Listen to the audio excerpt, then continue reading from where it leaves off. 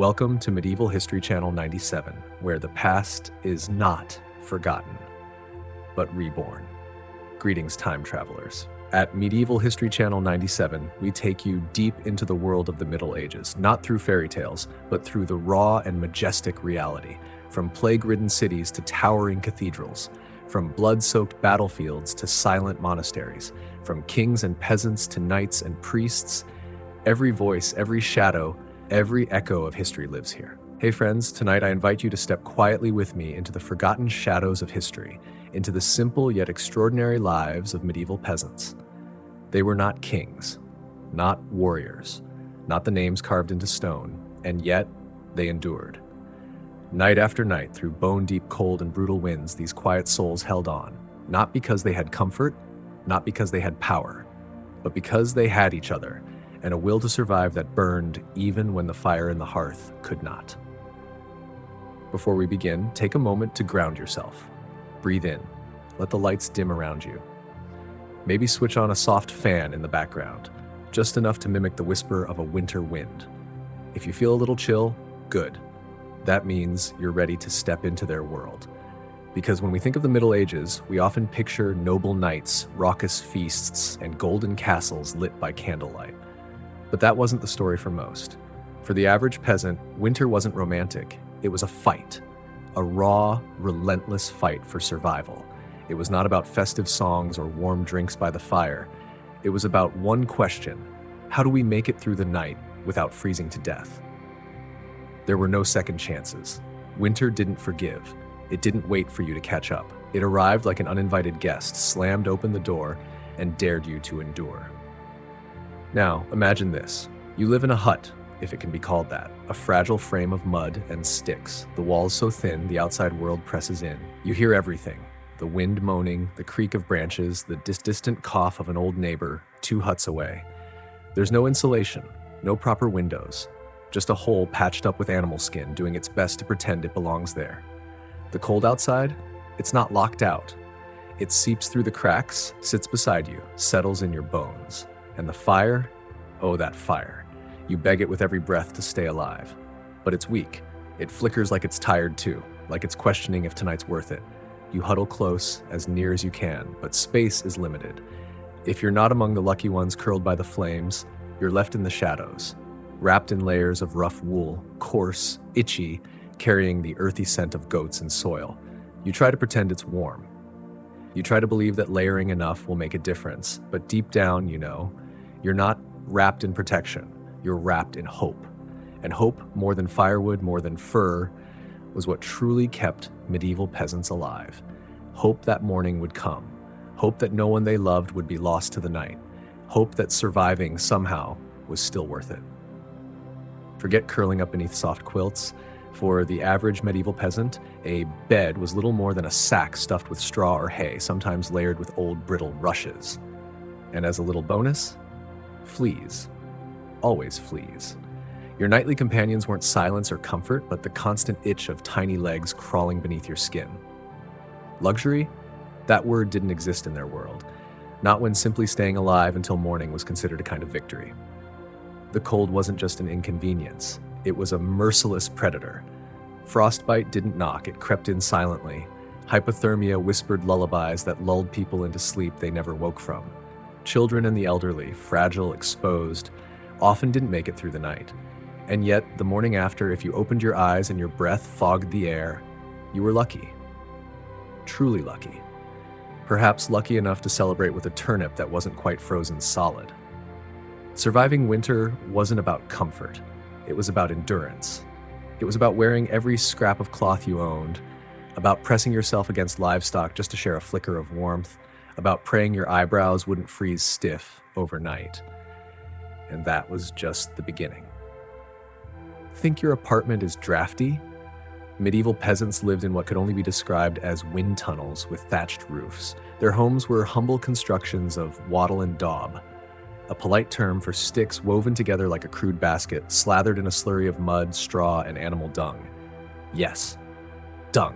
Not for decoration, but because it stuck, because it sealed, because when the cold came clawing through the cracks, you used whatever you had, even if it smelled like your barnyard.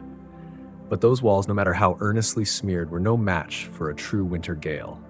The wind would find every seam, every weakness, and slip inside like a ghost, coiling around sleeping bodies and stealing away their warmth.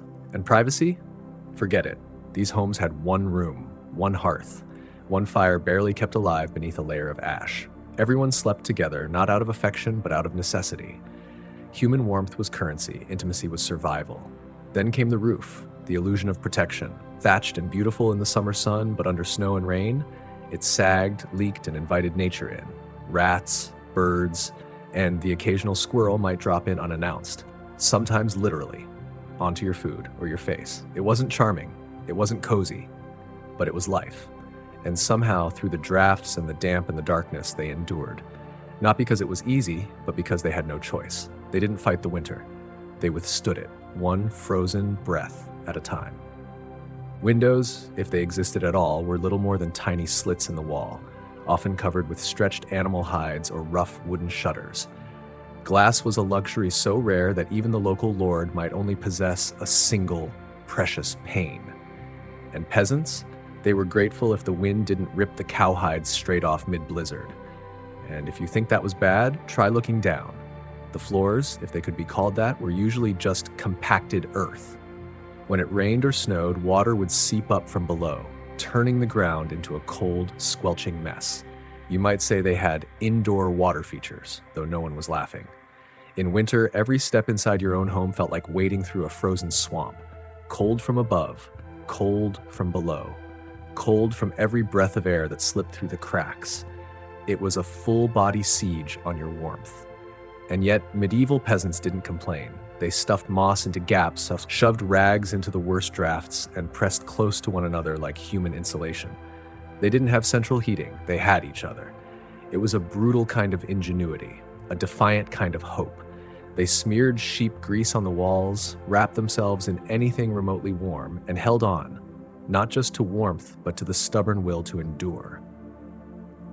If your house was crumbling and your best defense against winter involved mud and goat hair, you learned to laugh, at least a little if your teeth weren't chattering too loudly. But the air wasn't their only enemy. Beneath their feet lay another silent threat, the frozen earth itself. Floors weren't really floors, just flatter pieces of ground, maybe softened with some straw or dried rushes if you were lucky. But let's be honest, you were sleeping with nothing more than a threadbare blanket of illusion between your shivering body and the unforgiving ground. And that cold? It crept up like a ghost, slow and cruel. It crawled through the straw, reached your skin, and wrapped itself around your bones. It didn't just chill your body, it stole into your soul. Drop something on the floor at night? Say goodbye. It was now part of the permafrost. So the peasants fought back in whatever ways they could. Small rituals, shared warmth, smudges of old wisdom passed down through generations.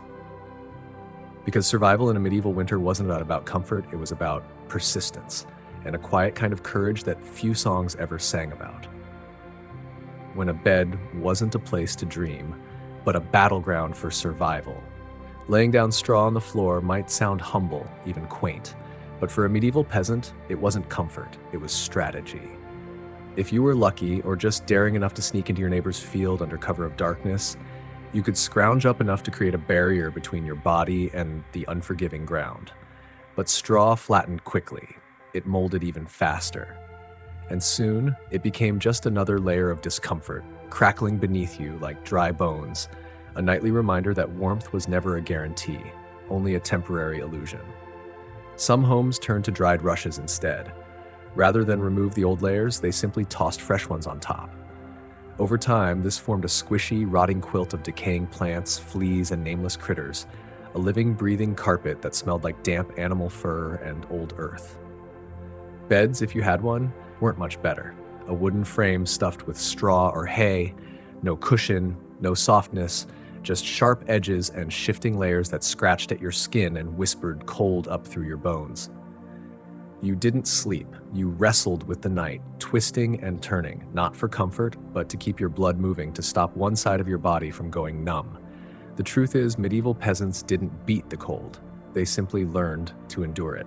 A good night's sleep meant waking up with your toes still attached, and if you managed that, you were already luckier than many. If there was one unsung hero in the heart of a peasant home, it wasn't the thatched roof. It wasn't the patched-up walls. It was the hearth, a flickering, stubborn little fire pit, glowing defiantly in the darkness. The only true line of defense against the cold, the silence, and the long, soul-crushing winter nights. Forget fireplaces or chimneys. Most homes had neither. Just a pit, a few stones, half-burned logs, and smoke. Smoke that didn't rise neatly skyward. No. It swirled, lingered, and crept through cracks in the walls, or when it felt lazy, directly into your lungs. It choked you, it stung your eyes, it shaved years off your life with every breath. And yet, strangely, it helped. Because that smoke also drove out fleas, killed off lice, and kept uninvited pests from settling into your shared straw bed. It was toxic, yes, but it was also oddly protective. In the end, medieval warmth wasn't cozy, it was smoky, it was scratchy, it was earned. Who needs pest control when you're living in smoke day in and day out? The hearth wasn't just a source of heat, it was the kitchen, the only light after dusk. And in many ways, it was the medieval version of a television, where families didn't watch stories but told them. Whispered memories, shared village gossip, or simply sat in silence, letting the flames fill the quiet with their dance. That little fire, it wasn't just warmth, it was survival. Keeping it alive through the night wasn't a convenience, it was a lifeline.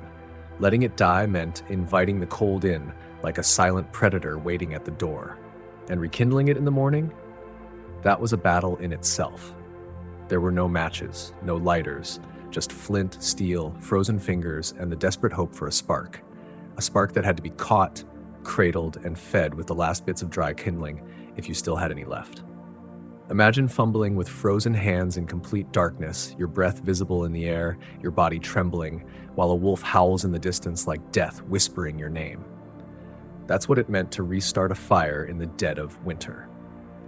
Everyone had a part to play in keeping it alive. Someone tended the embers, another fetched twigs, another prayed silently as they added peat to the flame. It wasn't a household chore. It was a family ritual, a sacred struggle against the night. The fire didn't promise survival, but without it, there was no chance at all. It smoked, it sputtered, it often disappointed. But in a medieval winter, that dim glow was the heartbeat of hope. Let the ale run dry if it must, but never ever let the fire go out. In the heart of a medieval winter, warmth wasn't a given.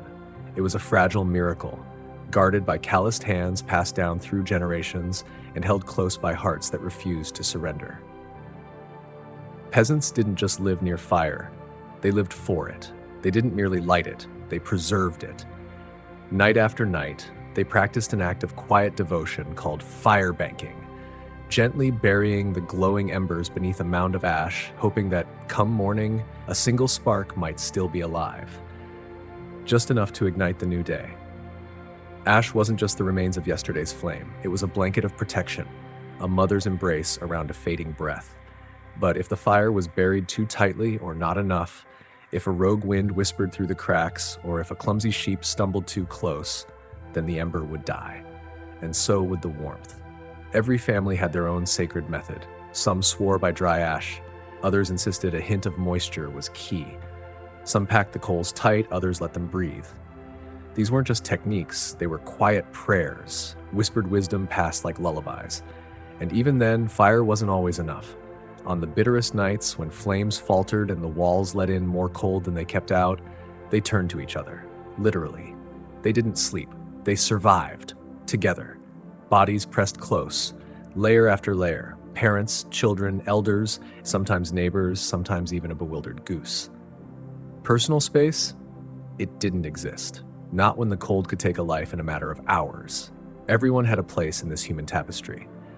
The youngest and frailest were tucked in the center, surrounded by those stronger, not out of hierarchy, but out of love, out of instinct, out of the understanding that body heat was more precious than gold. If you were lucky, you got the middle, safe, warm, held.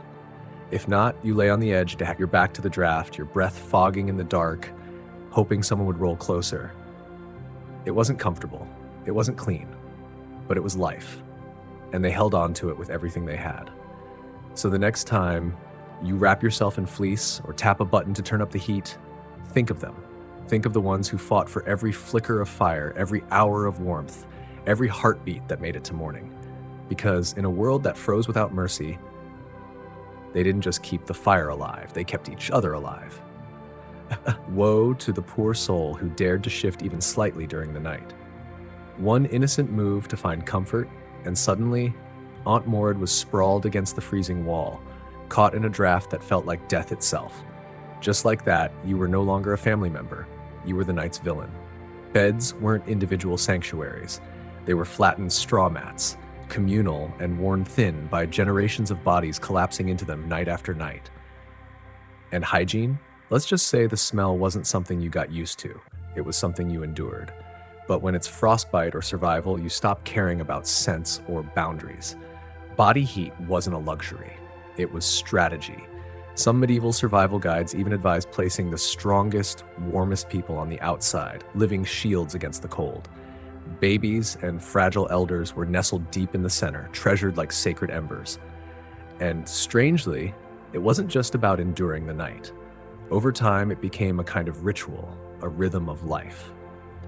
Those long, frozen evenings bred storytelling, whispered songs, and the quiet pulse of human connection beneath a shared wool blanket. There was something oddly tender in the way they clung to each other, not just to stay warm, but to remember they weren't alone. So the next time your sibling steals your blanket or your dog hogs the bed, be grateful. At least you're not crammed between a snoring uncle and a goat giving you judgmental side-eye. Because if you think modern roommates are a challenge, medieval peasants would like a word. Their winter roommates? Cows, goats, pigs, chickens. Anything with a heartbeat and body heat was invited inside. It wasn't a charming village custom, it was a necessity. When your home is more whole than house, when the wind slices through the walls like knives, the warmth of a single animal could mean the difference between life and death. And if your goat shared a wall with you, it was less likely to disappear overnight, courtesy of a neighbor with hungry children. 2 birds, 1 very smelly stone. By night, the home transformed into a living furnace of chaos. Chickens rustled in corners, pigs snorted near the fire, cows leaned luxuriously against the walls, chewing cud like royalty, as if they were doing you a favor just by being there. It wasn't pretty, it wasn't poetic, but it was warm. And sometimes warm is all that stands between you and the long, cold silence of never waking up. It wasn't romantic, not even close. Survival in a medieval winter was messy, pungent, and profoundly unglamorous. Imagine this, you're stuck in a cramped space on a bitter night, not with family or friends, but with a cow, musty, massive, breathing heavily in the dark. The air is thick with the kind of scent that doesn't fade, just evolves. It's not a bad day, it's your everyday.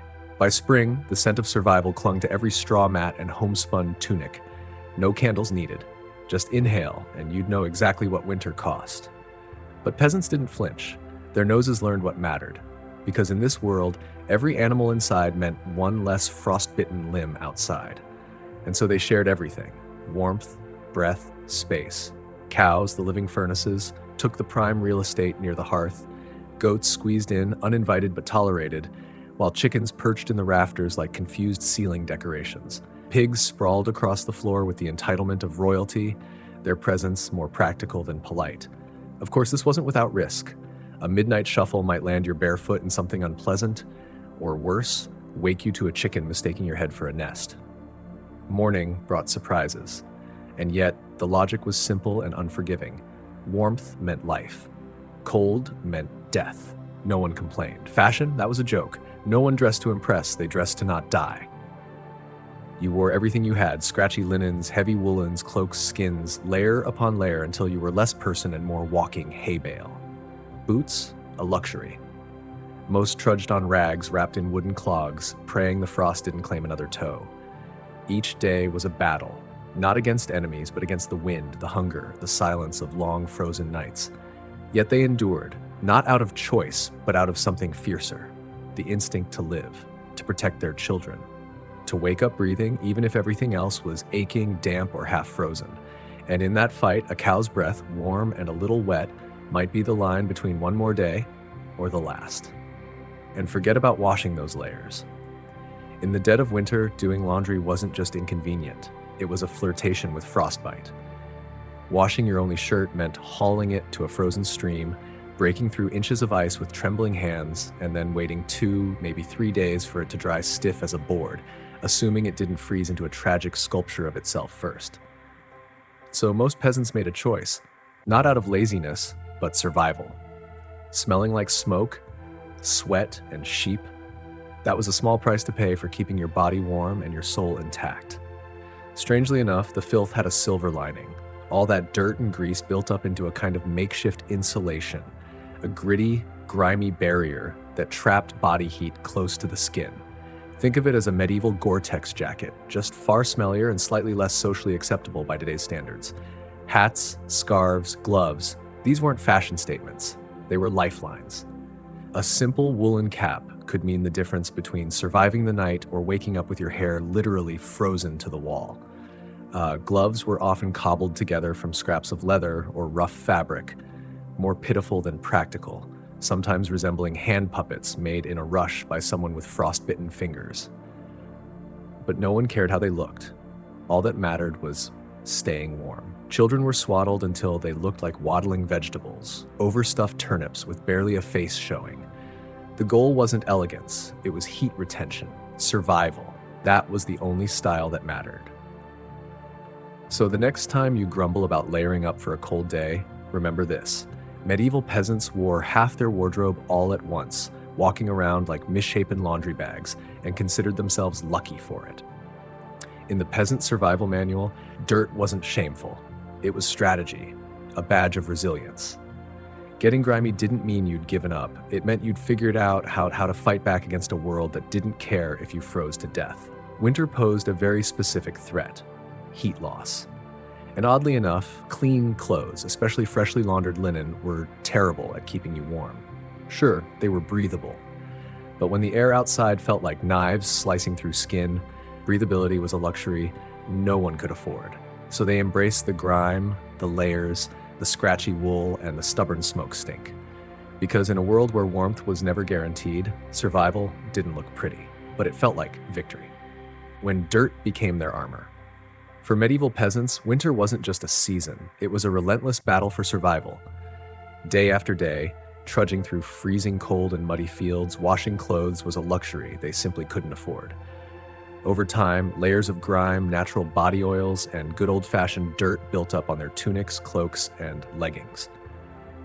What might seem like neglect was actually a form of protection. This natural, stubborn crust clogged the tiny holes in their fabric, blocking the biting wind from slicing through their thin clothes. It was medieval weatherproofing, only smellier. Sure, you might have smelled like a goat who lost a bet, but you were warm. And in that bitter cold, warmth was everything. Some even believed that washing too often in winter could make you sick, so it was better to preserve this protective, holy filth. Bathing was rare, laundry rarer still, and soap, when it existed, was reserved for moments of extreme importance, like when the bishop came to visit or perhaps just before death. Adding to this survival tactic, peasants didn't change their underlayers. Instead, they simply piled fresh clothes on top of old ones, turning themselves into walking museums of weeks past. Every stain told a story. That one time you slipped in the mud but kept going.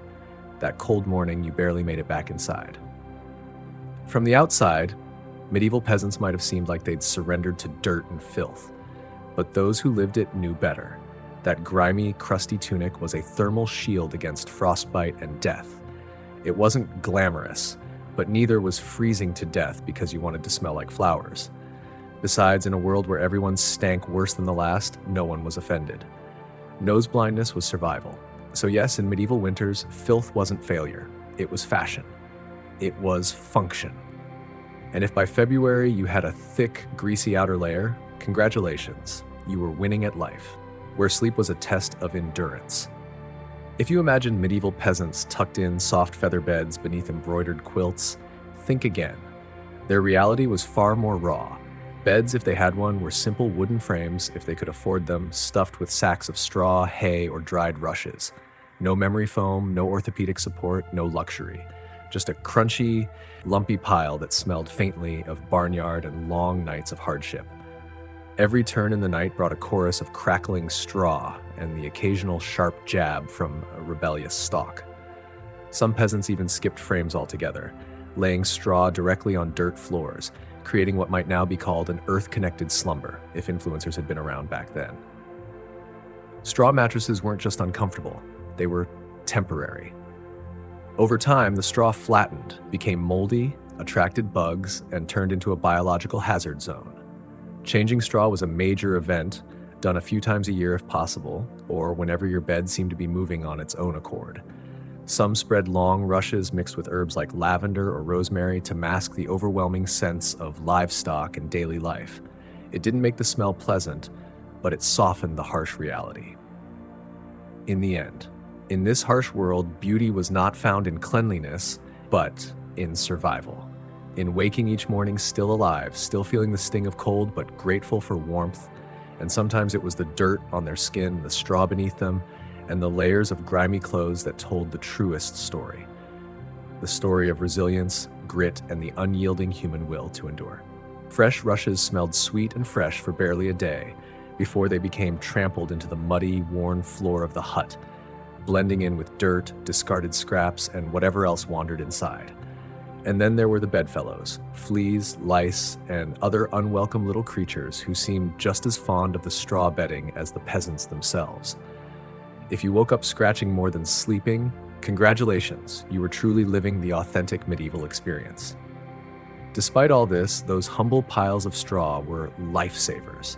They formed a thin, fragile barrier against the frozen earth beneath, while huddling together on top created tiny pockets of shared warmth, medieval central heating at its most basic, most desperate form. So next time you sink into your soft, cushioned mattress, take a moment to think of the peasants long ago, shivering in their rough huts, who might be watching from history's shadows with a crooked smile and a mouth missing teeth, silently saying, "Must be nice." When your home is made of sticks, mud, and a stubborn flicker of hope, winter winds stop feeling like a mere nuisance. They become personal assaults. The cold wasn't only outside, it crept inside too, slipping through the countless cracks and gaps in walls warped by time, crumbled mud, and sagging thatch. Every night it found new ways to sneak in, like a cunning, restless spirit with a grudge. Sealing up the house was a battle, a craft born of necessity. Moss, straw, scraps of rag, dry grass bundles, even animal hair were shoved into every hole they could find. Some peasants took to slapping extra layers of mud and dung on the outside walls each winter, muttering under their breath, "This is fine. This is luxury." And in a strange way, it was. Roof leaks were yet another front in this relentless war against cold. Thatched roofs, cheap and easy to gather, offered little real protection once rain and snow had worn them down. When leaks appeared, desperate hands stuffed them with cloth scraps, bundles of reeds, or even chunks of turf stolen from nearby fields, whatever it took to keep the cold from pouring in. Every home eventually resembled a slightly tragic patchwork quilt stitched together by someone who gave up halfway through. Doors and windows, if you had them at all, you were considered fortunate. Even then, they were merely rough wooden planks, stubbornly held together by iron nails and sheer determination. Window openings often wore makeshift curtains of animal hides or heavy cloths soaked generously in animal fat, keeping out drafts, but also gifting the household with an unforgettable aroma of questionable meat. Each night was an endless tug of war between human ingenuity and the merciless chill.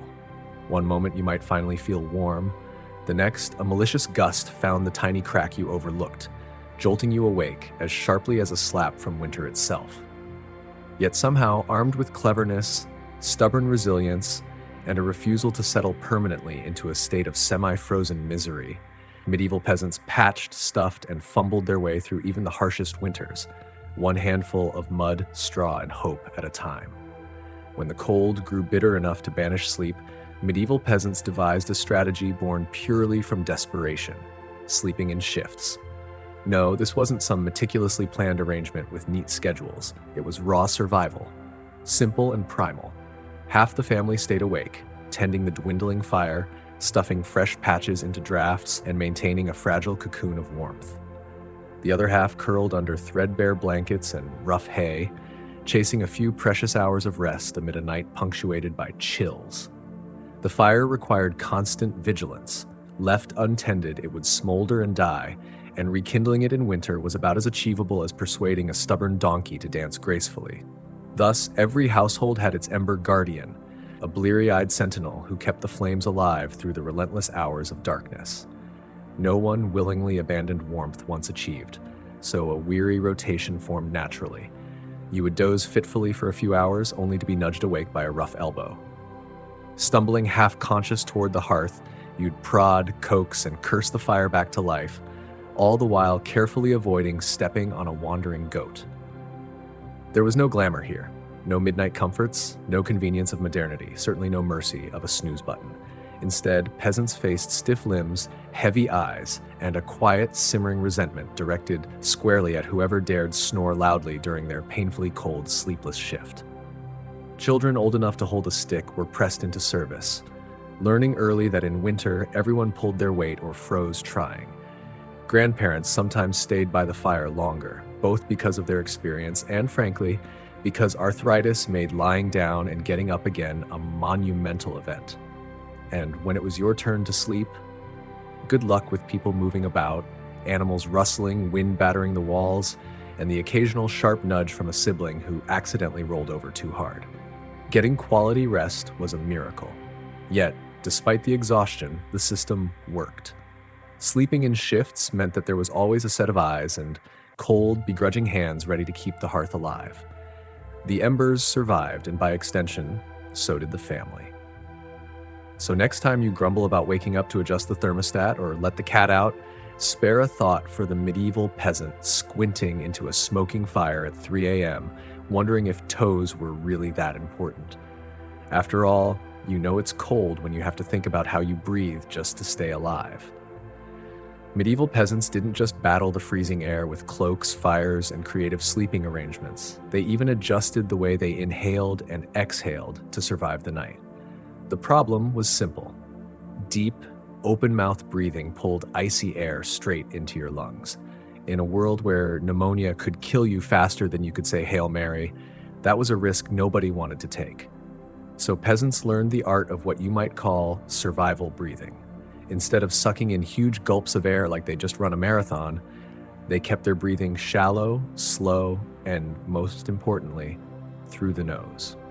The idea was to gently warm the incoming air a bit before it hit their lungs. It wasn't perfect, but it was better than coughing yourself into the grave by February. If you accidentally took a big mouthful of cold air, congratulations. You just bought yourself a ticket to a week of hacking up bits of what felt like your soul, with no doctors in sight and grandma treating you with hot onion tea and firm prayers.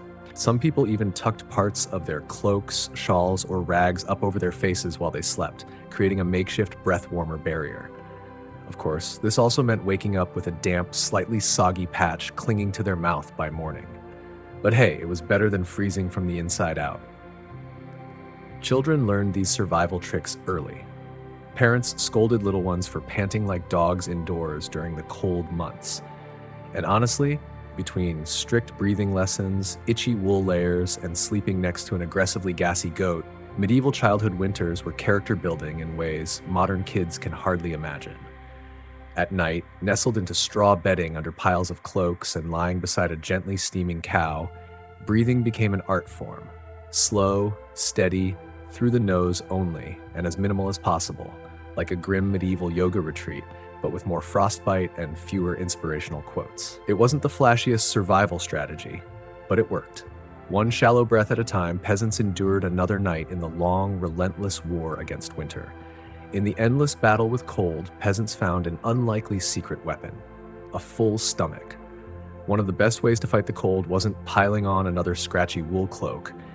It was stuffing yourself with something hearty right before bed. Calories generated warmth. The more your body had to digest, the more heat it produced. It's basic medieval thermodynamics. Eat a heavy meal, generate internal heat, and maybe, just maybe, survive the night without turning into a peasant-shaped popsicle. So what did peasants pile onto their plates before a freezing night? Thick stews, heavy with root vegetables like turnips, onions, and parsnips. Grains were lifesavers too: oat porridge, barley gruel, or dense, chewy rye bread. If luck was on your side, say after a festival or a generous slaughter, you might get a hunk of salted pork or a slice of dried sausage tossed into the pot. This wasn't comfort food in the Instagram sense. No delicate presentation, no artisanal garnishes. It was one enormous, vaguely brown meal designed to sit in your gut like a friendly brick, slowly burning through the night and keeping you just a little bit warmer. It wasn't just about eating a lot. It was about eating smart. Foods that took longer to digest provided a slow, steady trickle of warmth. Fatty foods were particularly praised, not just for the energy they provided, but because fat burns slower than lean meat. A belly full of stew, bread, and a questionable amount of lard? Peak medieval winter luxury. Parents made sure even the pickiest children ate heartily. Nobody cared if little Thomas didn't like turnips. You ate the turnips, or you shivered through the night thinking about how much you missed the turnips. Harsh but effective parenting, medieval style. Of course, heavy nighttime eating came with its own hazards. You might be warmer, but you were also risking a night of vivid, bizarre dreams, fueled by a stomach trying desperately to process an entire field's worth of cabbages. Was it worth it? Absolutely. Because in the end, peasants weren't aiming for a Michelin star meal. They were aiming to survive. And if that meant going to bed full, bloated, and breathing gently through your nose next to a steaming cow, well, that was just another night in the ongoing quest to see another frosty sunrise. Long before electric blankets and fancy heated mattress pads, medieval peasants had to get creative if they wanted a little extra warmth at bedtime. And that's how the humble haybox and the ever-glamorous heated stone became winter's unsung heroes. Let's start with the haybox. It sounds rustic, and it absolutely was, but the idea was pure genius.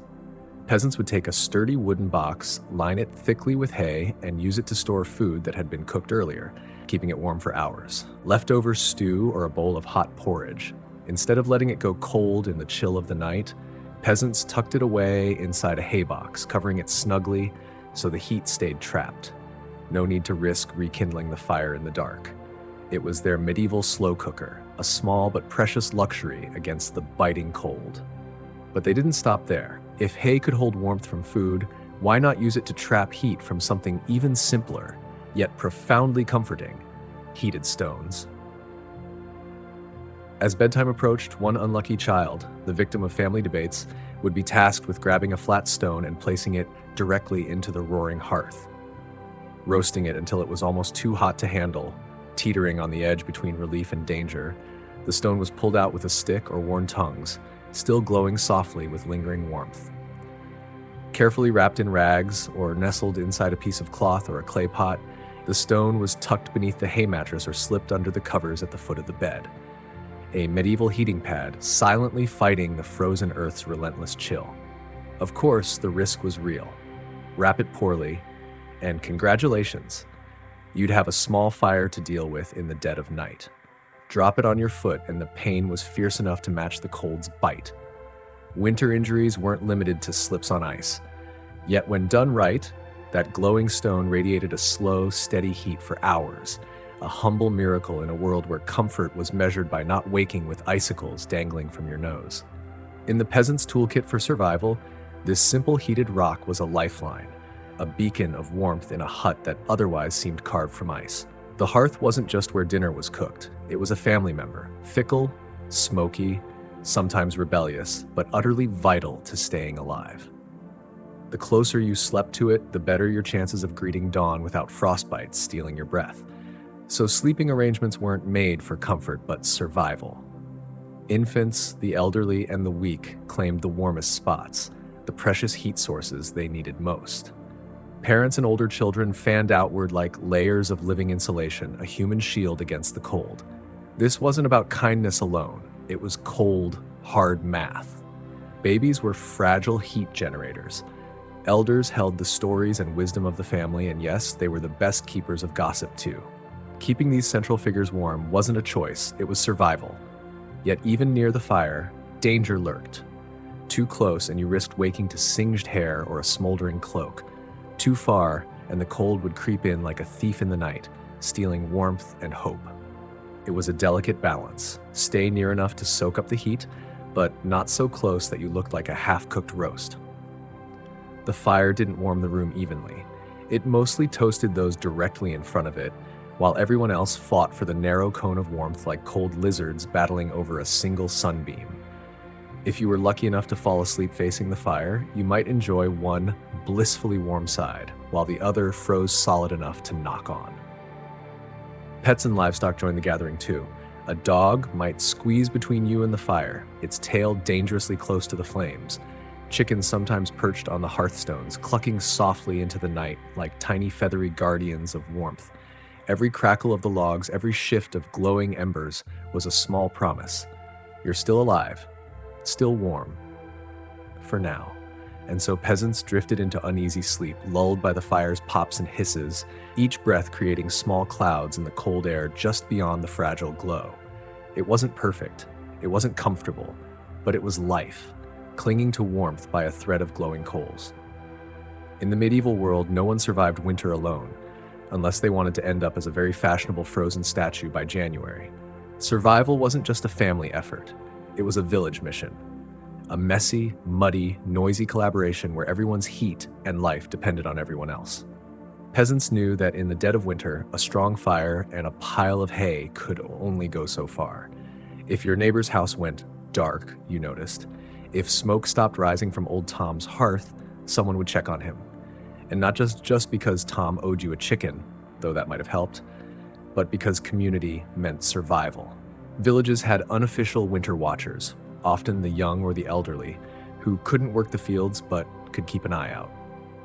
They noticed who was coughing too hard, who hadn't come to trade at the market, or whose home looked too still in the morning frost. These people were the medieval version of neighborhood patrol, minus the reflective vests, plus a lot more sheep. If a family's fire went out, it was a near emergency. A good neighbor would rush over with a glowing coal bundled in rags, or better yet, invite them into their own smoky, overcrowded hut for the night. Yes, it meant squeezing 4 extra bodies into an already cramped space, but it was better than finding frozen friends come spring thaw. Communal food stores played a role too. During especially brutal winters, villages sometimes pulled their last salted meat, grain, and dried vegetables. It was grim charity. No one had much, but a few communal meals could be the difference between staggering into spring or not. Even children understood the stakes. They helped deliver wood, shared embers, and ran urgent messages when someone needed help.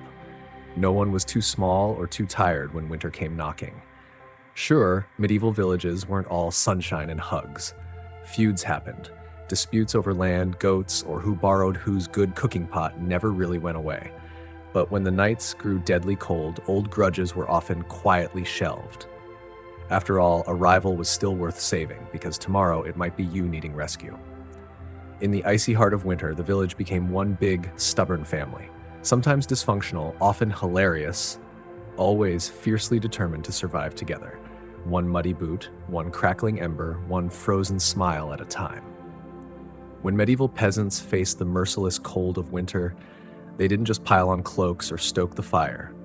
They prayed, a lot, because when the wind howled like wolves outside your paper-thin walls and the fire shrank into sullen embers, you wanted every possible advantage, including a little divine intervention. Faith wasn't just a Sunday affair back then. It was woven into every frozen breath.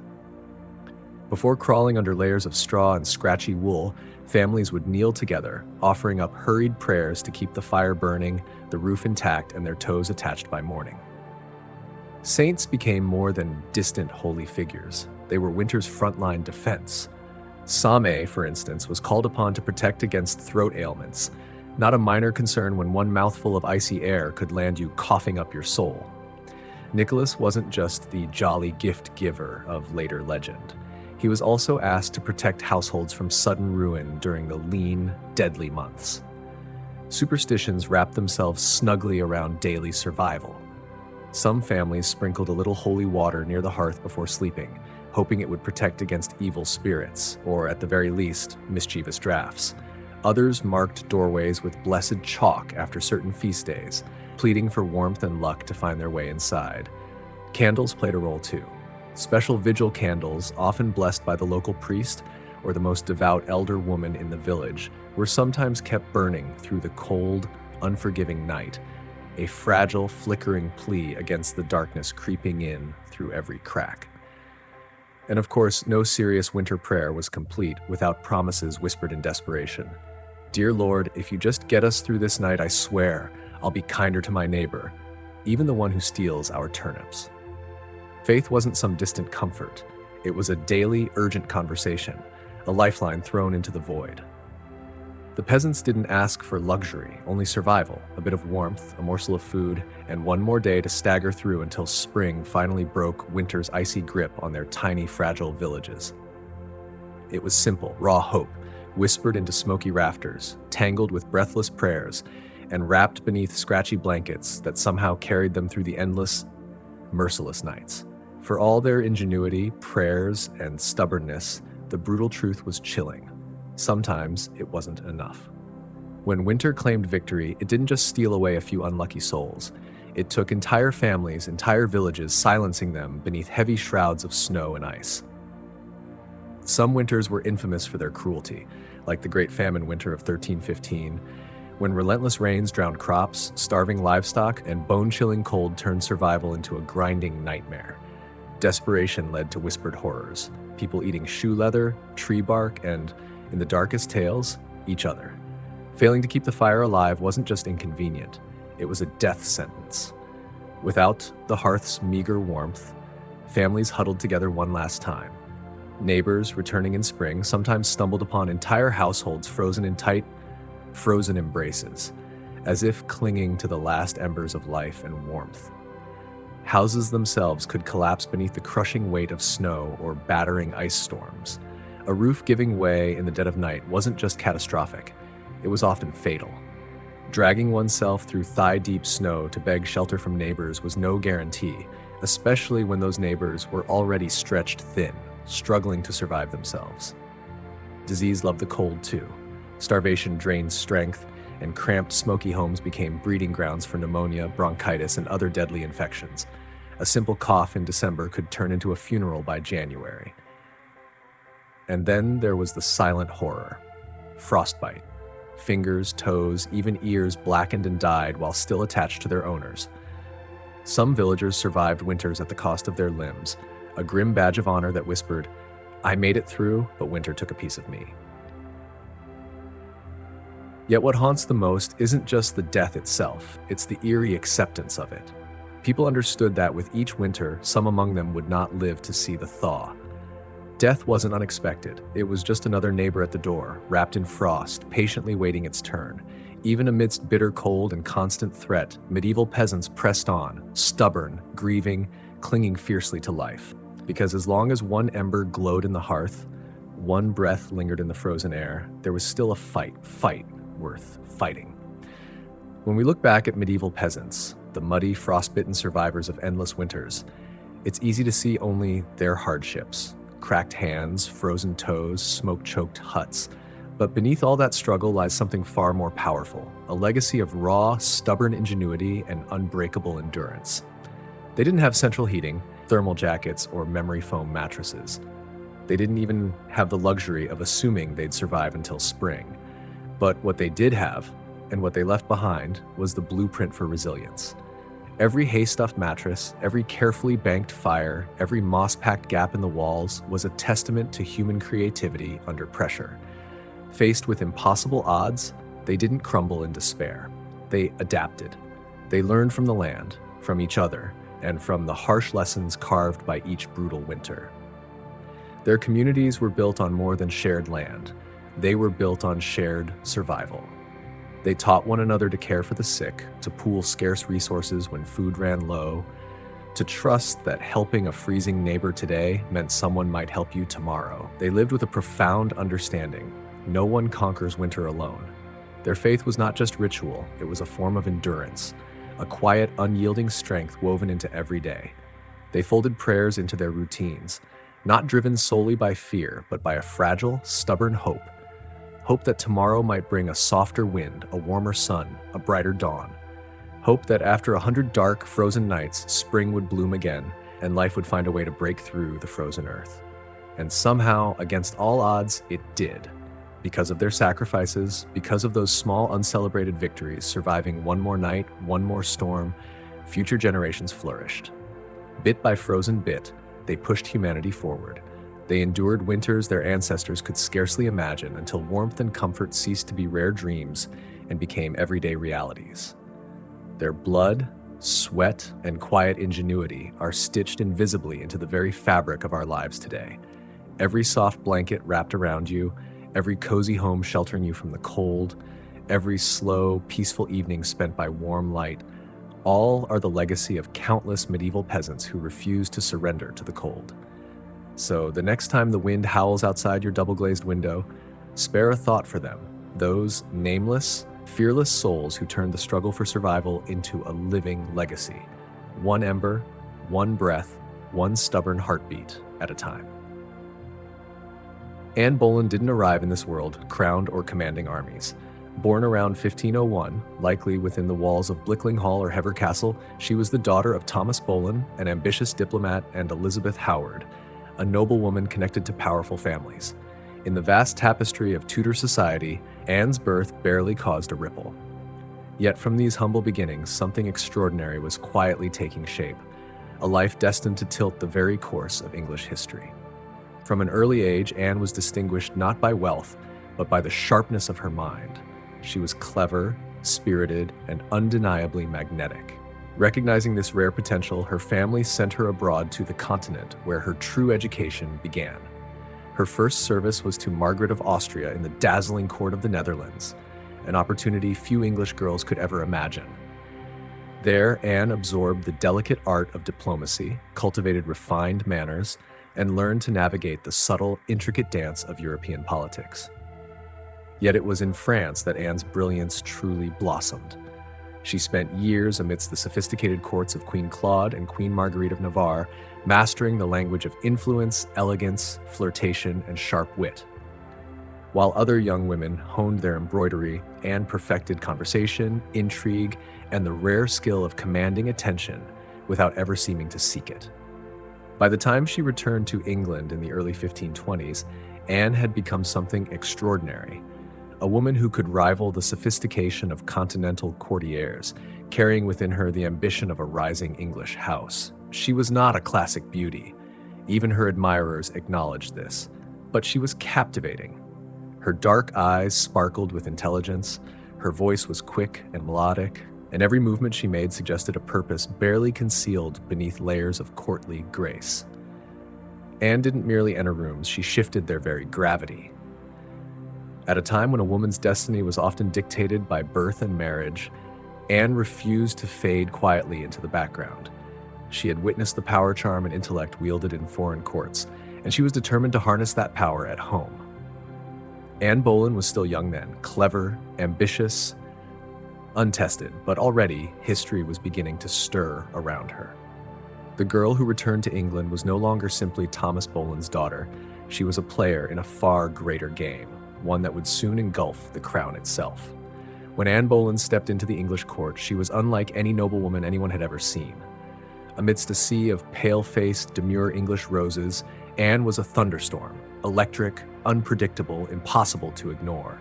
Her dark hair, piercing eyes, and sharp wit set her apart from the gentle, obedient ladies who populated King Henry VIII's court. At first, she played the expected role, a maid of honor to Queen Catherine of Aragon. Yet even in the Queen's shadow, Anne's presence flickered like a flame too bright to be extinguished. She danced with a grace that seemed effortless, her every movement a quiet declaration of power. Her French flowed like a native's, smooth and confident, while her laughter echoed through the halls, a bold sound that many women dared not let escape their lips. Men watched her with fascination.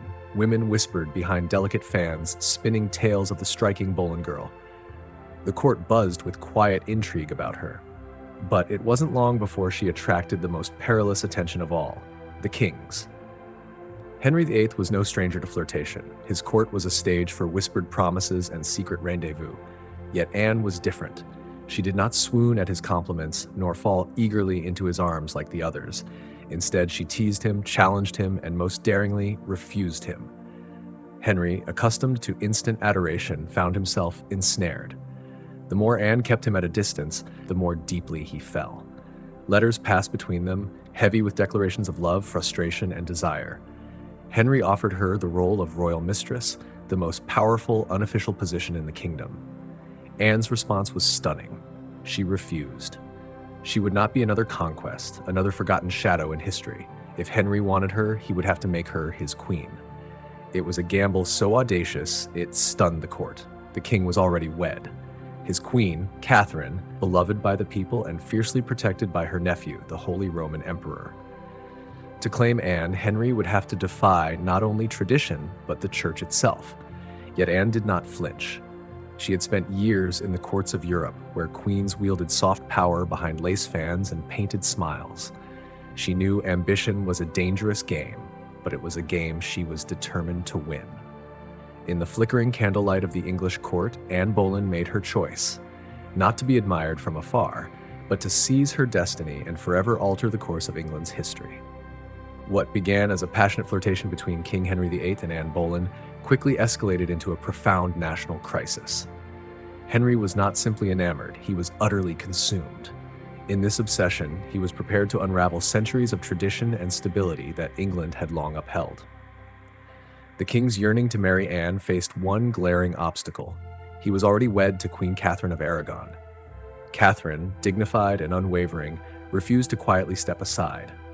She had been Henry's devoted wife for over 20 years, and in the eyes of both God and the English people, she remained the rightful queen.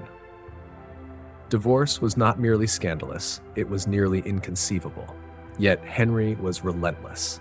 He convinced himself, and sought to convince others, that his marriage to Catherine was cursed because she had previously been married to his brother, Arthur. Never mind that the Pope had granted a special dispensation for their union years earlier.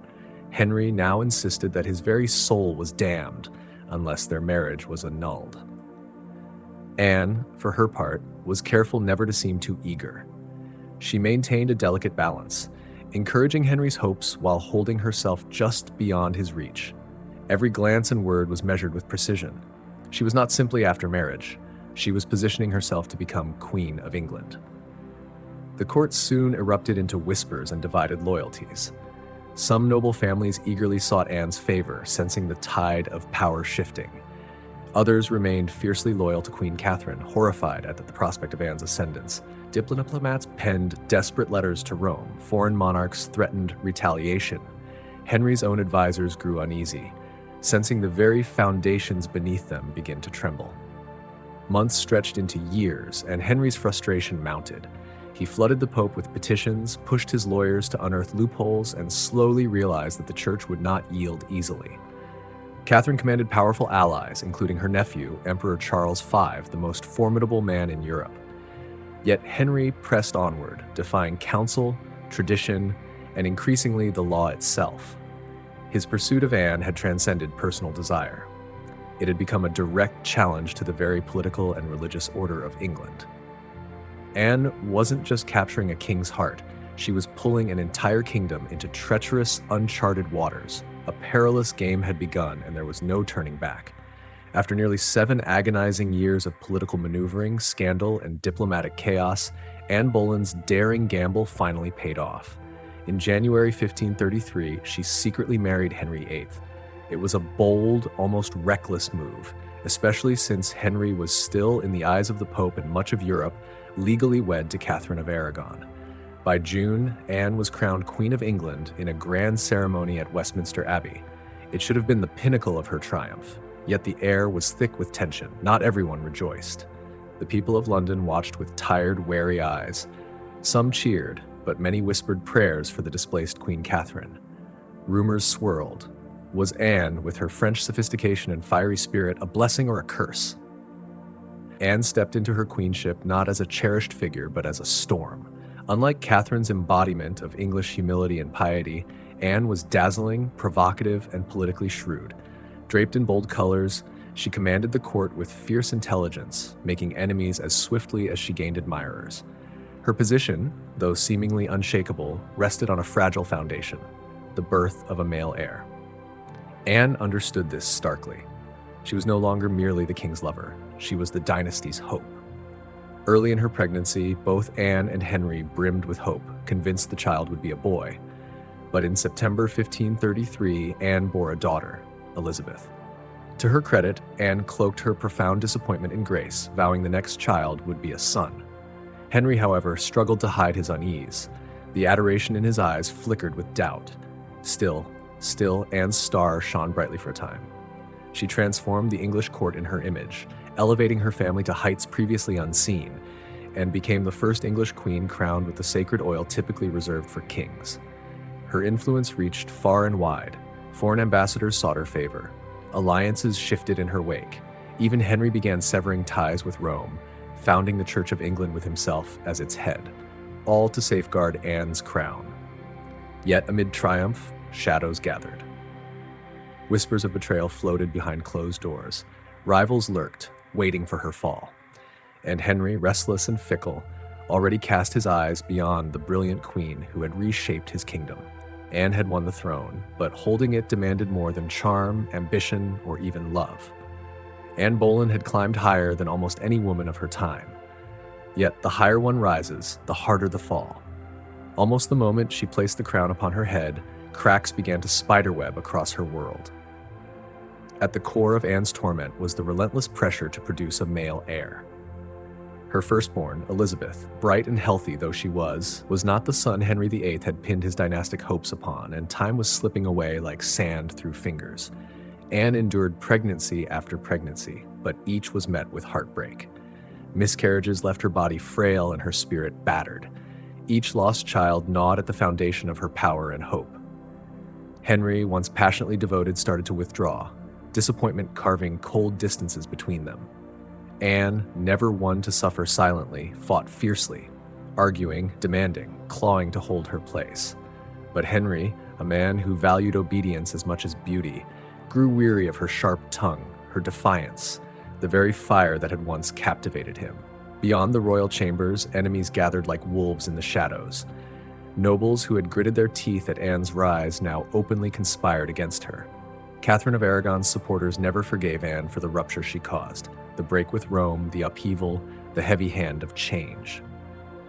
Even the common people whispered darkly, calling her the Great with venom, blaming her for the kingdom's turmoil. Then came Jane Seymour, quiet, subtle, everything Anne was not.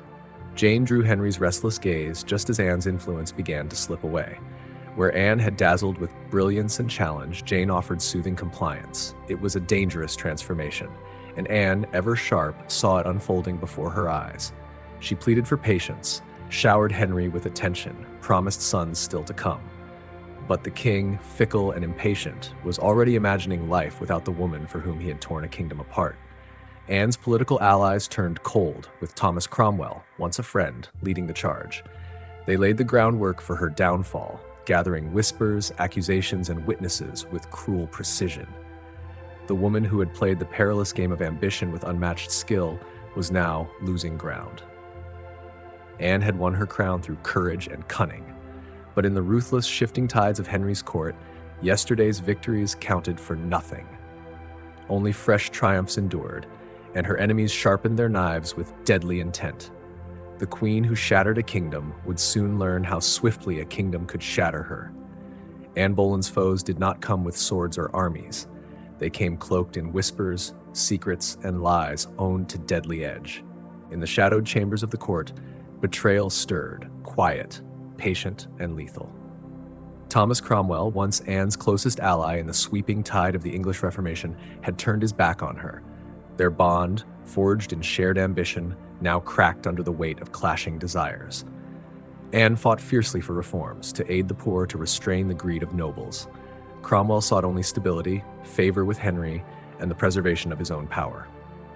Anne's fiery courage had made her a threat, and in Henry's mercurial heart, love had curdled into irritation, suspicion, and a chilling detachment. Her circle of true friends dwindled. Even her once enchanting charm now grated against a court hungry for a softer, more obedient queen. And waiting quietly in the wings was Jane Seymour, the calm shadow to Anne's fading flame. Cromwell struck first. Knowing Henry's restlessness, sensing the king's desire to sever ties without disgrace, Cromwell offered a dark solution. What if Anne could be undone, not by divorce, which would shame Henry, but by scandal and ruin? The accusations were savage, monstrous: adultery, incest, treason against the king himself. Anne, The proud, brilliant queen was recast as a traitor, a seductress, a poison threatening the very throne she once transformed. Cromwell pieced together twisted evidence, forcing confessions through torture, turning innocent flirtations into damning proof. Several men, including Anne's own brother, George Boleyn, were swept up in the purge. The charges were nonsensical, riddled with contradictions.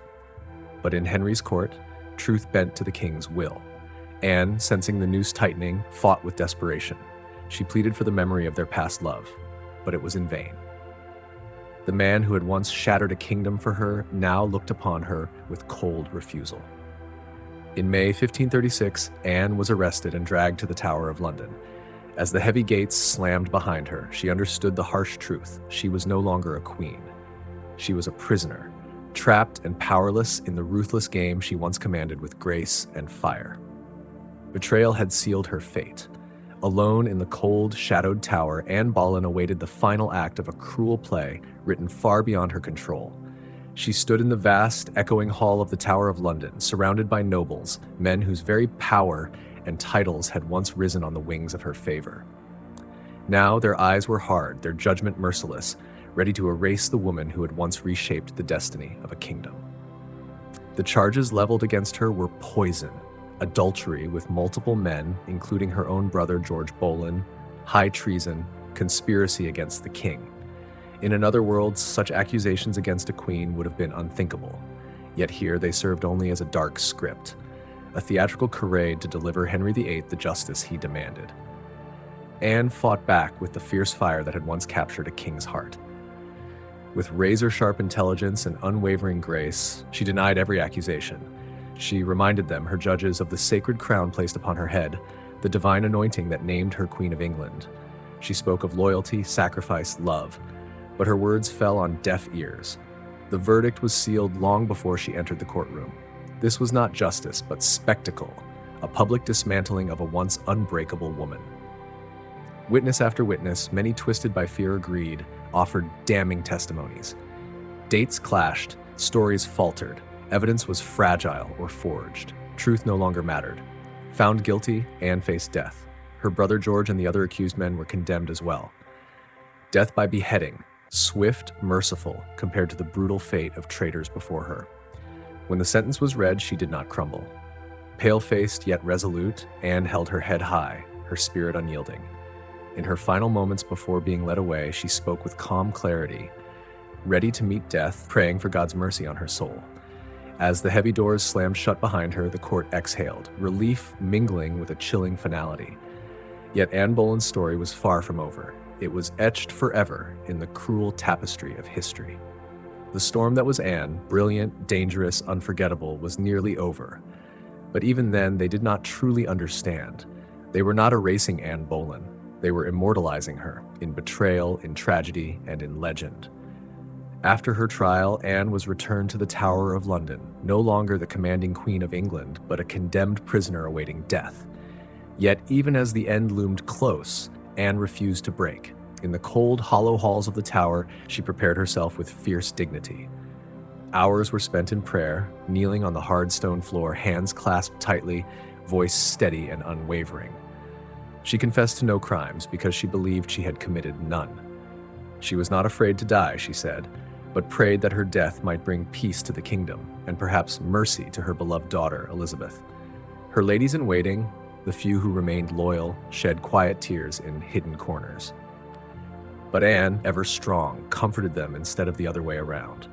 Her dark humor flickered through the shadows as she joked bitterly she would be remembered as the queen who lost her head. That stubborn spark, that fierce spirit, is what made her unforgettable.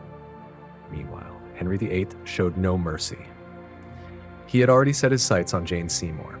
Before Anne's execution date was even fixed, Henry was arranging his next marriage.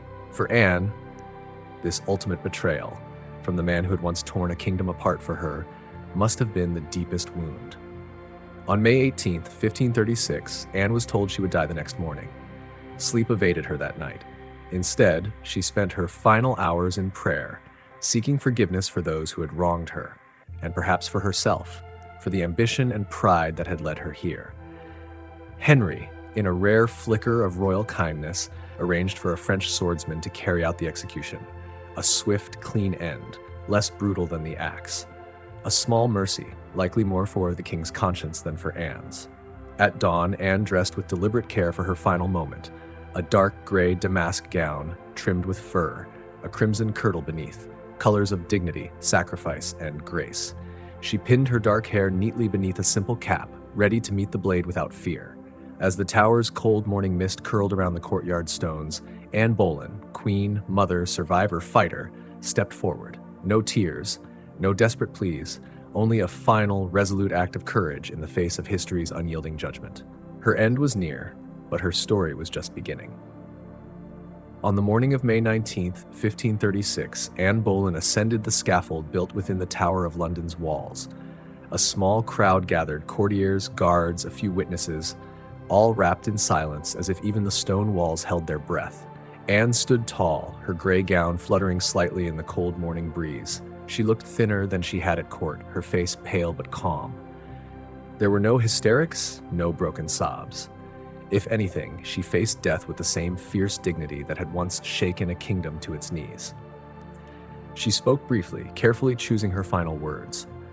She did not accuse, she did not defend herself. She prayed for the king's health and prosperity, the very man who had abandoned her. In those final moments, Anne offered the world not a confession, but forgiveness. Her courage stunned even those who had come to see her fall. The French executioner, brought specially to ensure a swift death, stepped forward. Anne knelt upright, her hands folded in prayer, her eyes lifted toward the heavens. A small white cloth was tied around her eyes. She remained still. The sword flashed once, silent, swift, and Anne Boleyn, queen, mother, history maker, was no more. She was buried quickly in an unmarked grave within the tower grounds, laid to rest in an arrow chest because no proper coffin had been prepared for her. A queen once crowned in gold, now left to vanish without ceremony. Yet Anne's story didn't end in that cold grave. Her daughter Elizabeth, the child whose birth had once disappointed a king, would rise to become one of the greatest monarchs in English history. Elizabeth I, the Virgin Queen, whose reign would see the flowering of English art, power, and global influence. A queen who inherited her mother's fierce spirit, sharp mind, and unyielding resilience. Anne Boleyn changed the course of England forever. Her ambition helped trigger the break with Rome and the birth of the Church of England. Her fall showed the world that even queens could be cast aside. Yet through her blood, through Elizabeth, Anne's legacy blazed brighter than any crown she had worn in life. In the end, Anne Boleyn won a kind of immortality, not through her survival, but through her indelible impact on history. By the early 1770s, the American colonies simmered like a pot left too long over a roaring fire. The relationship with Britain, once seen as the proud mother country, had soured into resentment, suspicion, and growing fury. It hadn't started with tea. Years earlier, the Stamp Act had enraged colonists by placing taxes on everything from newspapers to playing cards. That was followed by the Townshend Acts, taxing essentials like paper, glass, and paint. Each new law, passed thousands of miles away by a parliament in which the colonists had no representation, was like another spark landing in dry brush. At first, anger unfolded with measured words, polite petitions penned carefully, fiery pamphlets that burned with conviction. Colonial assemblies drafted formal protests, voices rising in unison. Merchants organized boycotts, refusing to fill ships with British goods. Writers like Samuel Adams and John Dickinson filled newspapers with fierce declarations about liberty and rights, their ink fueled by growing frustration. But as time stretched on, that frustration darkened into something heavier, a slow, sinking realization that Britain wasn't listening. Worse still, Britain didn't seem to care. Many colonists held on to hope, believing that if they just made enough noise, if they reasoned hard enough, Parliament would relent and repeal the taxes. And sometimes it did. The Stamp Act was famously repealed after loud, persistent protest. Yet every small victory was shadowed quickly by new laws, new taxes, new slights. It wasn't about the money. It never really was. The taxes were modest by British standards. What ignited the colonists was the principle. They were being taxed without consent. Treated not as citizens, but as subjects, ruled like distant possessions rather than partners in governance. Boston became more than just a city. It became the throbbing heart of resistance. The Sons of Liberty, a secretive and fiery band of patriots, grew louder and bolder with each passing day. In 1770, tensions shattered into violence when British soldiers fired upon unarmed civilians, an event seared into history as the Boston Massacre. Blood stained the cobblestones, trust shattered like fragile glass, broken beyond repair. By 1773, the colonies teetered on the edge of rebellion. A final insult awaited, quiet, unassuming, and deceptively harmless. Crates stacked high, filled with tea, and in that moment, the stage was set for open defiance. The colonists didn't realize it yet, but the night when tea sank into the icy waters of Boston Harbor, the course of history was forever altered. In 1773, the British Parliament made a critical misstep. Believing the American colonies would quietly accept cheaper tea, they passed the Tea Act, a law designed to rescue the struggling British East India Company while simultaneously reaffirming Britain's right to tax the colonies. On paper, it seemed like a good deal. The Tea Act allowed the company to sell tea directly to the colonies, cutting out middlemen, slashing prices, and offering a luxury product at a bargain, just a few pennies cheaper. What could possibly go wrong? Everything. Because the real problem wasn't the price of tea, it was the principle behind it. The Tea Act left the hated tax on tea firmly in place. Accepting the tea, even at a discount, would mean acknowledging Parliament's right to tax the colonies without their consent. To many Americans, that was unthinkable. It was a surrender of liberties they had fought to defend for more than a decade. News of the Tea Act spread like wildfire through the colonies. Merchants were furious, seeing their livelihoods threatened by a monopoly that could destroy local trade. Patriots raged at the hidden message the Crown still believed it could do as it pleased. In Boston, the reaction was especially fierce. Already a city scarred by the Boston Massacre and years of economic hardship, Bostonians recognized the Tea Act for what it truly was, a trap disguised as a bargain. Refusing the tea became a matter of honor, a test of loyalty to the cause of liberty. Public meetings swelled. Newspaper columns burned with fiery words. If the tea came ashore, the principle was lost. If the colonists allowed it even once, their cause, their claim to rights and liberty, would unravel. That morning, thousands of Bostonians and nearby colonists packed into the Old South Meeting House, the largest building in town. Many had walked miles through the bitter cold to be there. The meeting was so crowded that men spilled out into the streets, straining to hear the fiery speeches echoing through the halls. Samuel Adams, the iron voice of rebellion, presided over the gathering. Speaker after speaker rose, voices charged with righteous fury, denouncing the Tea Act as a cruel tyranny. They called for immediate action, their words ringing out against injustice. Yet beneath the bold defiance, a shadow of doubt lingered. What could be done without plunging the colonies into outright war? How could they halt the tea without inviting brutal retribution? As the afternoon waned, grim news arrived on swift horseback. Governor Thomas Hutchinson stood firm, unmoved by the crowd's pleas. The ships would not leave without unloading their cargo. The tea tax would be collected. The king's law would be enforced. The crowd's fury swelled, vibrating through the walls of the meeting house like a storm ready to break. Then, calm amid the tempest, Samuel Adams rose and spoke words that closed the chapter of debate. This meeting can do nothing more to save the country. A simple sentence, yet it carried a weight everyone understood. No more petitions, no more compromises. Now action! Outside, a piercing war cry shattered the gathering dusk. The signal. Men hurried to disguise themselves, smearing soot across their faces, wrapping in blankets, donning feathers, a rough mimicry of Mohawk warriors. It was not deception for deception's sake, but a symbol, a message unmistakable in its boldness. The deadline had passed. Boston would answer not with words, but with defiance. As twilight deepened on December 10th, 1773, Boston's quiet streets stirred. Figures cloaked in rough blankets moved like shadows, faces blackened with soot, feathers, nodding in the cold wind. They were not trying to fool anyone into believing they were Mohawks. Their disguise was a transformation, a shedding of old identities and an embrace of fierce resistance. One by one, they converged at Griffin's Wharf, where the tea ships, the Dartmouth, the Eleanor, and the Beaver, lay anchored, the harbor water cold and dark beneath them, sharp with winter's bite. There was no chaos, no drunken revelry. This was a calculated mission, executed with cold precision. Armed with hatchets and clubs, the disguised colonists overwhelmed the few crew members aboard. No harm came to the sailors.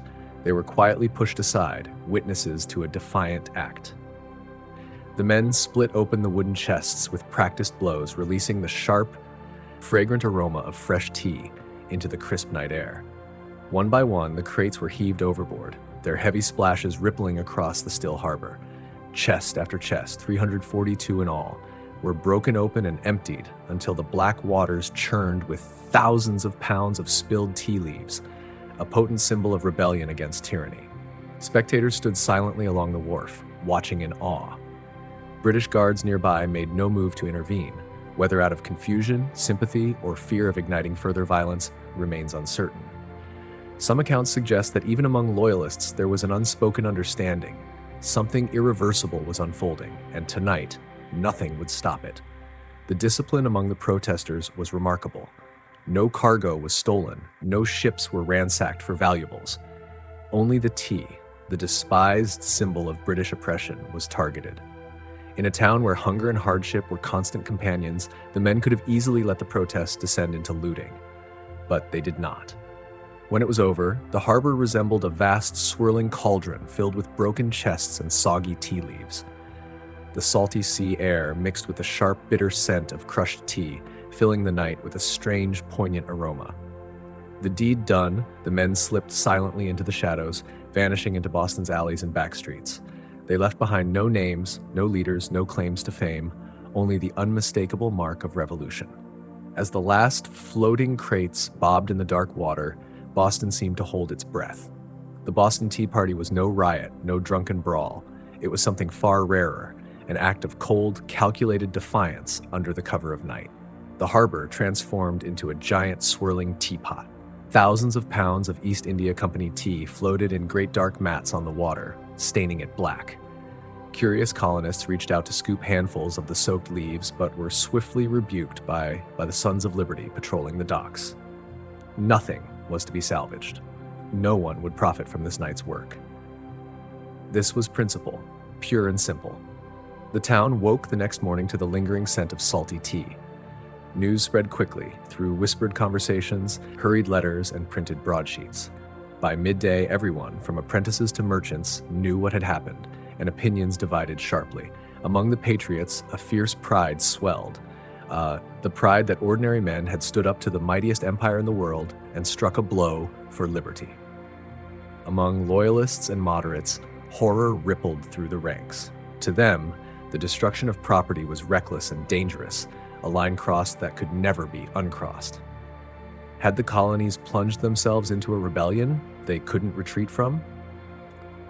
Governor Thomas Hutchinson raged within the walls of his mansion, furious not just at the destruction of the tea, but at the ominous message it broadcast. If the king's authority could be so brazenly defied in Boston, where else might rebellion ignite? British officials were stunned. They had anticipated protests, boycotts, perhaps another riot like those sparked by the Stamp Act.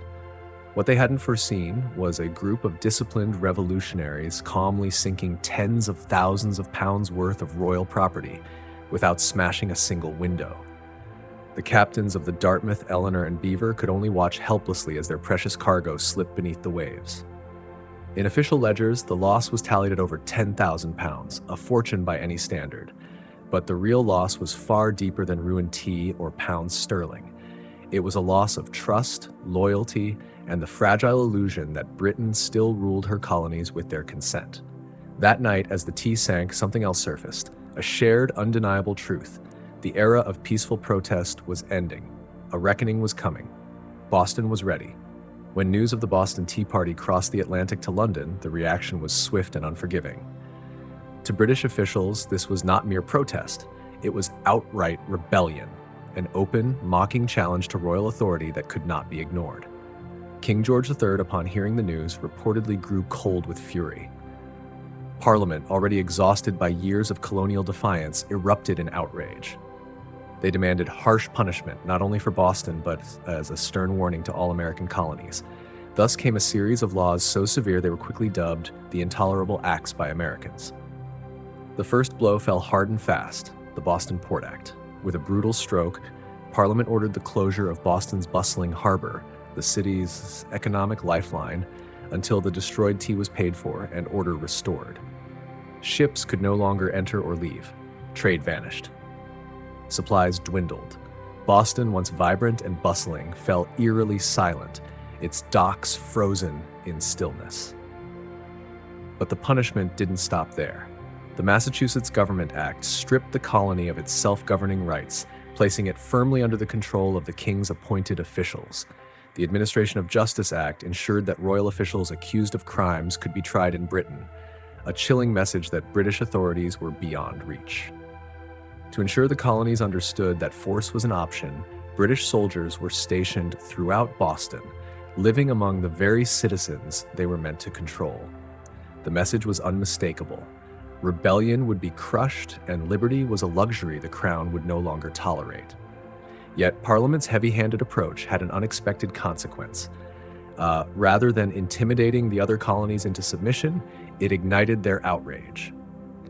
News of Boston's suffering, the closure of its port, the starvation under martial law spread sympathy and righteous anger throughout America. Wagons loaded with food and supplies poured into Boston from neighboring colonies. Letters of support, pledges of unity, and secret meetings began to stitch the once fragmented colonies closer together. What had started as a Massachusetts problem was quickly becoming an American one. In punishing Boston, Britain had hoped to make an example. Instead, they transformed Boston into a symbol, a rallying cry for resistance. The flames of revolution, once flickering in isolated pockets, now spread colony by colony, growing impossible to extinguish. The punishment of Boston sent shockwaves far beyond the rocky shores of Massachusetts. Across the 13 colonies, outrage transformed into something far more dangerous for Britain: unity. For years, the colonies had behaved like distant cousins, bickering, competing, divided by geography, religion, and trade rivalries. But when Parliament shut Boston's harbor and stripped Massachusetts of self-governance, Americans everywhere realized, if Boston could be punished, so could they. From Virginia to Pennsylvania, South Carolina to New Hampshire, the response was swift. Colonists sent wagons laden with food, supplies, and letters of solidarity to Boston's suffering people. Town meetings buzzed with anger. Newspaper printers worked around the clock to spread the news. The fight was no longer Boston's alone, it had become everyone's. Then, in September 1774, something unprecedented occurred. The First Continental Congress convened in Philadelphia. For the first time, representatives from 12 of the 13 colonies gathered under one roof to discuss a united response. Men like George Washington, Patrick Henry, John Adams, and Samuel Adams, once regional figures, now stood together as architects of a movement growing stronger by the day. Their goal, at least officially, was not full independence, yet. Most still hoped for reconciliation, yearning to restore the old ties of mutual respect under the British Crown. But beneath the polished debates and carefully crafted petitions, a quiet truth was taking root. The colonies could no longer afford to stand apart. At the Congress, they agreed on a sweeping boycott of British goods. They pledged to stand united against further British aggression. And they declared firmly, any attack on one colony would be treated as an attack on all. In taverns and meeting halls across the continent, ordinary people began to speak words once whispered only behind closed doors. Words like unity, resistance, liberty. By cracking down harshly on Boston, Britain had meant to crush rebellion. Instead, it forged the colonies into a formidable whole. People who, despite their differences, were starting to see themselves not as scattered provinces, but as Americans. The winds of revolution were no longer gentle breezes stirring. They had gathered into a storm. And by then, Britain was powerless to stop it. The night the tea sank beneath the waves in Boston Harbor was about more than lost crates. It shattered the illusion that the American colonies could remain loyal subjects forever. The Boston Tea Party sparked a fire no king, no army, no distant parliament could ever extinguish. In the months that followed, that spark became a blaze spreading through the colonies. What had been protests, boycotts, and polite petitions hardened into open defiance. Militias drilled openly. Storehouses brimmed with powder and shot. Men who once raised glasses to King George III in taverns now whispered revolution beneath the same roofs. Boston stood battered but unbowed, a symbol of sacrifice and unyielding spirit. The tighter Britain squeezed, the more the colonies slipped from its grasp. Every ship passing the silent, closed harbor was a quiet reminder. Tyranny had met its match in American resolve. When Parliament imposed the intolerable acts intending to scare the colonies into submission, they instead created a martyr city, a rallying cry that echoed across the land.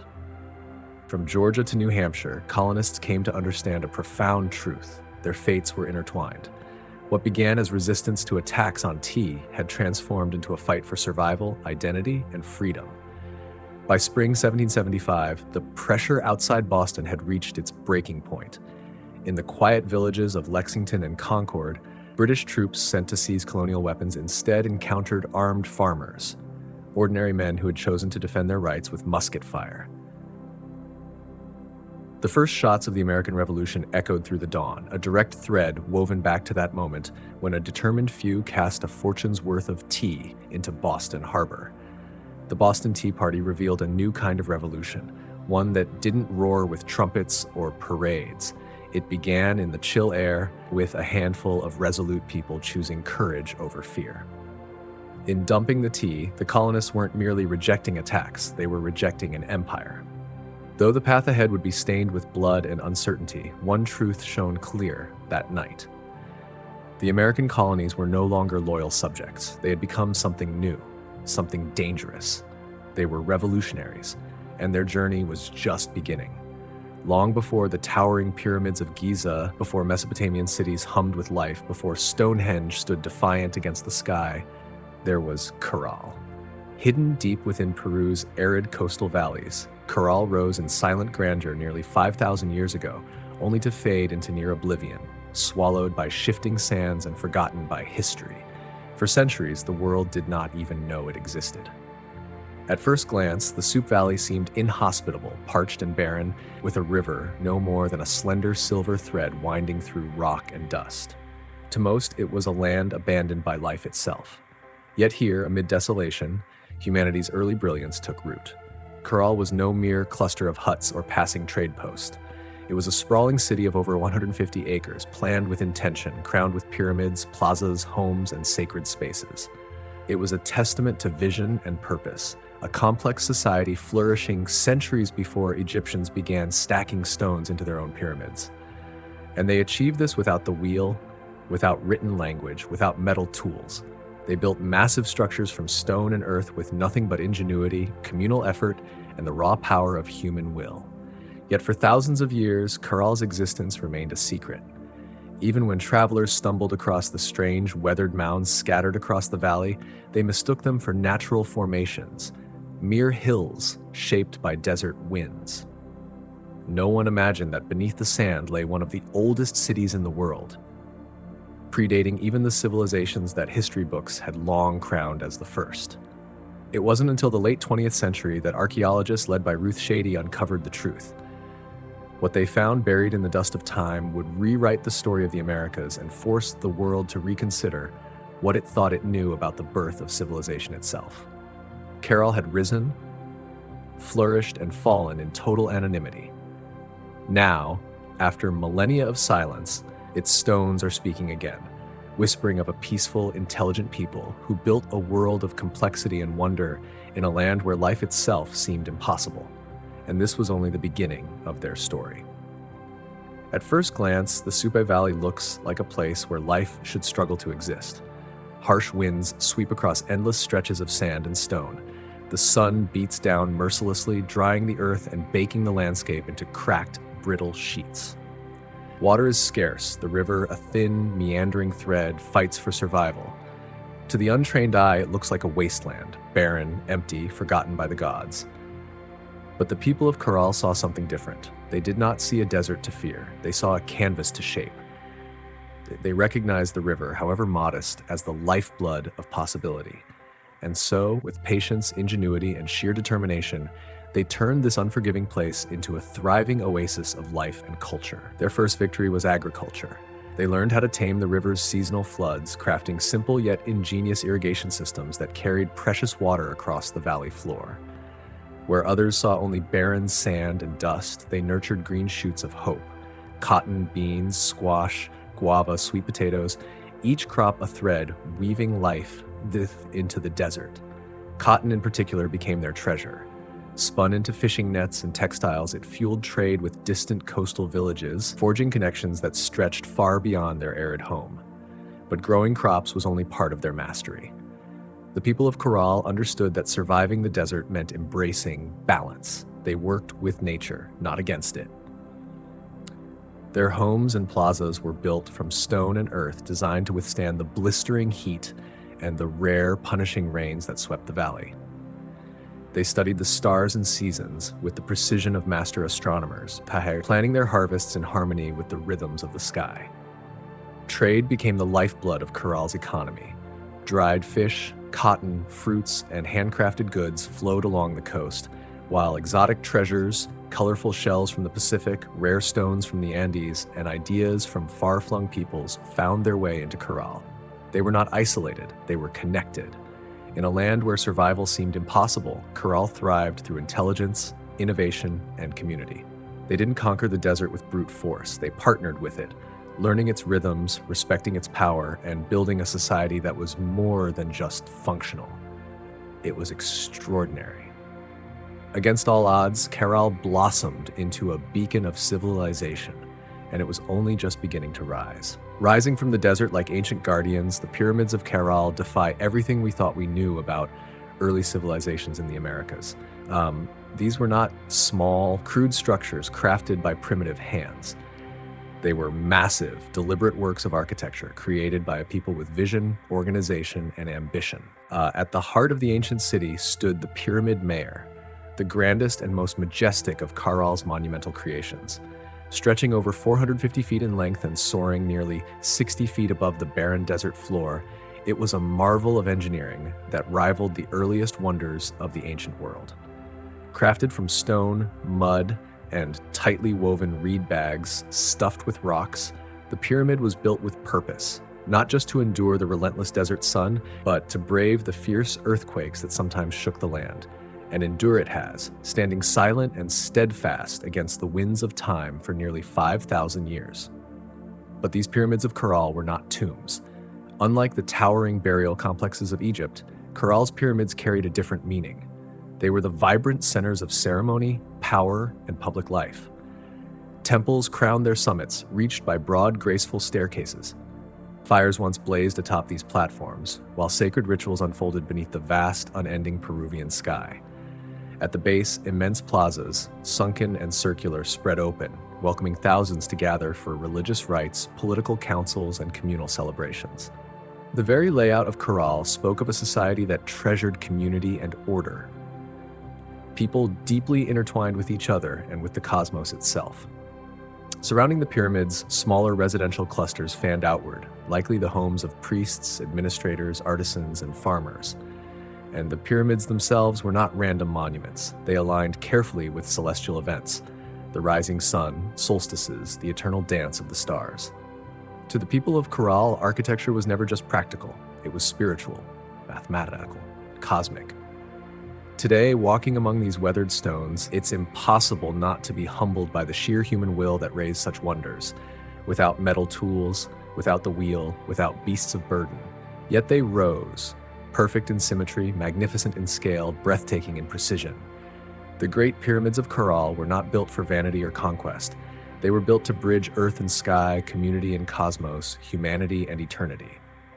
And still, their voices whisper across the sands, telling a story that refuses to fade into silence. Among the ruins of Corral, something profoundly different emerges, something that sets it apart from countless ancient civilizations. No weapons lie buried beneath its soil, no towering defensive walls encircle its plazas, no mass graves hint at bloody conquest or bitter internal strife. Unlike kingdoms forged and fractured by war, Corral was a society built on peace. This revelation defies all expectations. Here was a civilization that flourished not through violence, but through cooperation, trade, and shared belief. The people of Corral devoted their energy not to armies or fortresses, but to architecture, astronomy, music, and communal life. Their plazas and pyramids were not monuments of conquest, but centers of celebration, worship, and governance. This was a civilization that chose gathering over domination, negotiation over destruction. Trade pulsed as the lifeblood of Karal's success. Cotton grown along fertile riverbanks was spun into fishing nets, exchanged with coastal communities.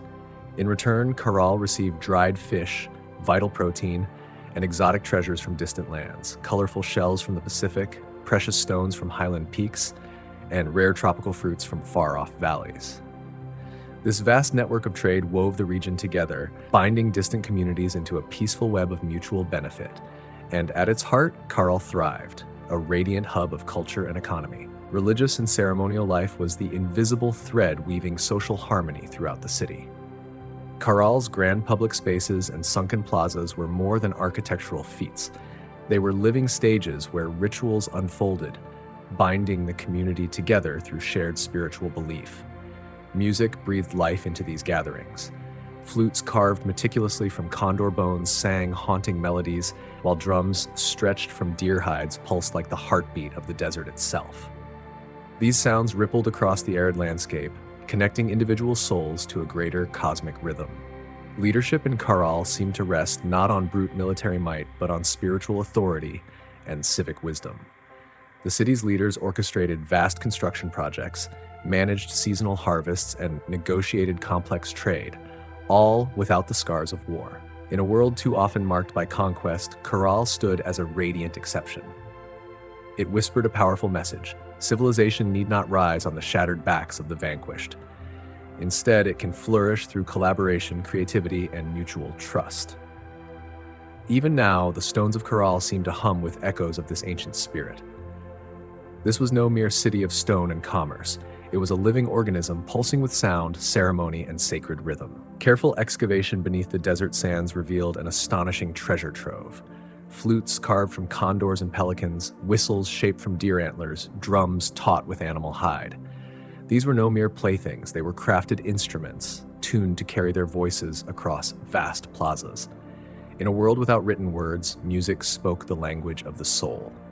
Picture it, the deep, resonant drum beats rising as dusk settles, flutes weaving mournful calls like the desert wind, feet stamping in unison on the sunken plazas as hundreds gather beneath fading light.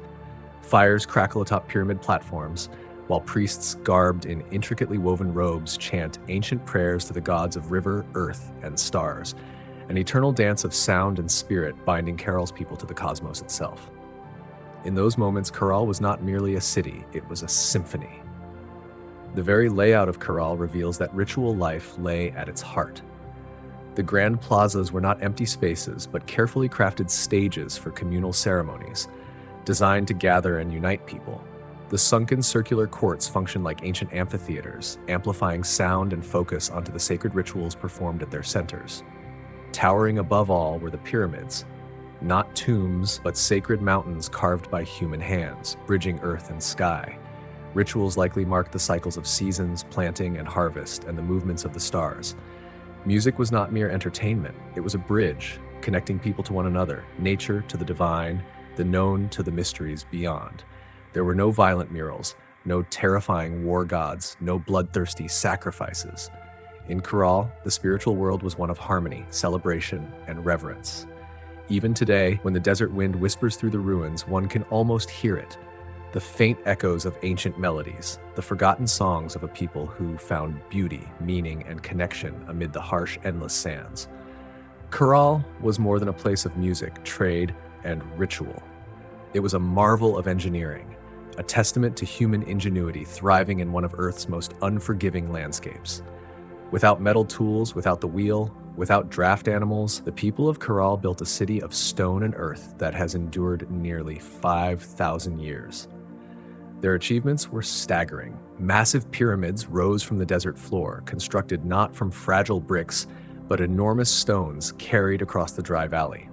Workers transported these rocks using reed bags, ingenious baskets woven from riverbank plants strong enough to bear immense weight. Layer by layer, they carefully stacked stones, filling interiors with rubble, to create structures built to withstand both time and nature's fury. And they understood nature well. Karal lies in a region prone to violent earthquakes. Yet their pyramids and plazas survived largely intact. How? by mastering earthquake-resistant architecture. Builders used flexible construction techniques, layered fills, wide foundations, and rounded corners that allowed their monuments to absorb and dissipate seismic energy. It was engineering born not from textbooks, but from an intimate knowledge of the earth itself. Water management was another silent triumph.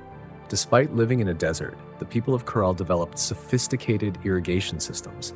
Channels and canals carefully guided river water to their agricultural fields, allowing crops to flourish even during dry seasons. No water was wasted. Every drop mattered. The layout of Corral itself reflected brilliant urban planning. Major structures aligned with key astronomical points, suggesting a deep understanding of the solar cycles. The sunken plazas, with their precise geometry, were more than gathering places. They were instruments for tracking the heavens, allowing priests and astronomers to predict seasons crucial for survival. Even the city's organization spoke of a complex society. Residential zones, administrative areas, ceremonial centers, all were arranged in harmony, balancing communal life with sacred spaces. They built not just for the moment, but for generations. Today, as modern engineers marvel at Corral's resilience, they are reminded that greatness is not measured by technology alone. Sometimes the deepest wisdom lies in understanding the forces of nature, in working with the land, not against it. Corral's stones have endured storms, quakes, and the erosion of time itself. They stand as a silent testament to a civilization that engineered their dreams into the desert sands. For centuries, the city of Corral flourished, a beacon of peace, music, trade, and architectural mastery in the desert sands. And then, quietly, almost without a trace, it was abandoned. No fires marked its fall, no signs of conquest scar its walls, no mass graves or shattered monuments tell a story of sudden disaster. Instead, Corral simply faded, its plazas emptied, its pyramids left to the drifting sands, its flutes and drums silenced by time. Why did they leave? That question still lingers like a ghost across the Soup Valley. Some scholars believe environmental change dealt the final blow.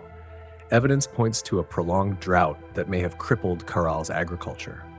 Without the river's life-giving waters, the fields would have withered.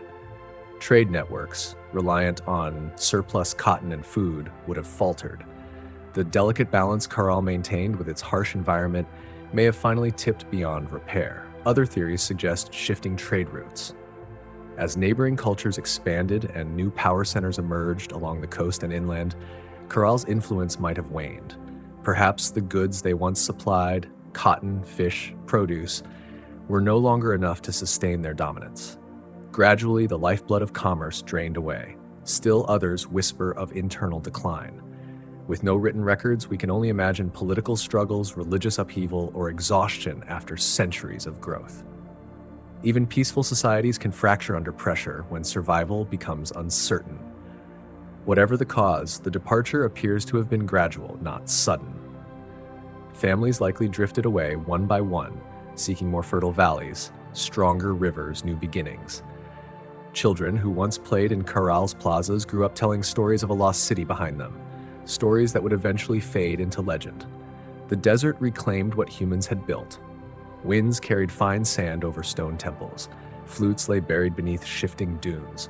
What was once a humming, vibrant civilization became a field of silent, sleeping mounds. For nearly 4,000 years, Corral lay hidden, a whisper beneath the shifting sands, patiently waiting. Today, as archaeologists gently peel back the layers of time, one question still burns bright. How could a city so advanced, so beautifully crafted, simply vanish? Perhaps the truth is that even the greatest civilizations, no matter how wise or peaceful, are fragile threads woven into the vast tapestry of time, vulnerable to the unseen forces of change. For millennia, Corral rested forgotten beneath the silent dunes of the Soup Valley. Travelers passed by the strange rounded hills dotting the landscape, unaware that beneath their feet lay the ruins of a civilization older than the pyramids of Egypt. To them, these were mere natural formations, mounds shaped by wind and time. It wasn't until the late 20th century that Corral's voice was heard again. In the 1990s, driven by curiosity and a quiet certainty that these hills held secrets, Peruvian archaeologist Ruth Shady led a team into the Soup Valley. What they uncovered would rewrite the story of human civilization in the Americas. Layer by painstaking layer, sand was brushed away. Beneath emerged walls of carefully cut stone, grand staircases, sunken plazas, pyramids, a city far older than anyone had imagined. Radiocarbon dating confirmed the unbelievable. Caral was over 4,600 years old, flourishing alongside the earliest civilizations of Mesopotamia and Egypt. This discovery shook the very foundations of archaeology. Before Caral, scholars believed the Americas' civilizations had developed much later, overshadowed by the empires of the Old World. Caral changed everything. It proved that the Americas birthed monumental architecture, complex urban life, and social organization independently, long before the rise of the Incas or the Maya. Ruth Shady and her team found not just stone and rubble, but remnants of life: musical instruments, fishing nets, textiles, quipu, ancient knot records, and offerings to the gods. Each artifact told a story of a people who built their society with vision, intelligence, and profound creativity. Caral's rediscovery was more than an academic triumph. It was a resurrection. A civilization that had slept beneath the desert sands for thousands of years stood revealed again beneath the open sky, its plazas kissed by the same winds that once carried the flute's songs and children's laughter. Today, Caral is a UNESCO World Heritage Site, a fragile, priceless link to humanity's earliest dreams of building, belonging, and believing. The sands had hidden Caral well, but in the end, the stones endured, waiting patiently for someone to listen, to see, to remember. Today, Caral stands as a silent giant, a quiet reminder that the roots of civilization reach far deeper than we once believed. Among its pyramids and plazas, the ancient stones whisper a story that reshapes how we understand humanity's journey, not one of conquest and bloodshed, but of harmony, ingenuity, and hope. Long before the towering empires of Greece, Rome, or Egypt, the people of Caral were building something extraordinary. They raised pyramids without the wheel. They mapped the stars without written records. They crafted a thriving society rooted in trade, music, ritual, and engineering, all without leaving scars of war upon the land. In an era often defined by conflict, Caral offers a different vision of what civilization can be, a society that valued connection over conquest, knowledge over domination. It reminds us that complexity need not require violence, that greatness is not measured by armies marching across battlefields, but by how a community comes together to build, create, and dream. Caral's legacy reaches far beyond the dry sands of the Supe Valley. It challenges the old assumptions of a single cradle of civilization, proving that humanity's spirit of innovation and aspiration rose independently in many corners of the earth. Shaped by different hands, but driven by the same eternal desires: to endure, to celebrate, to reach toward the divine.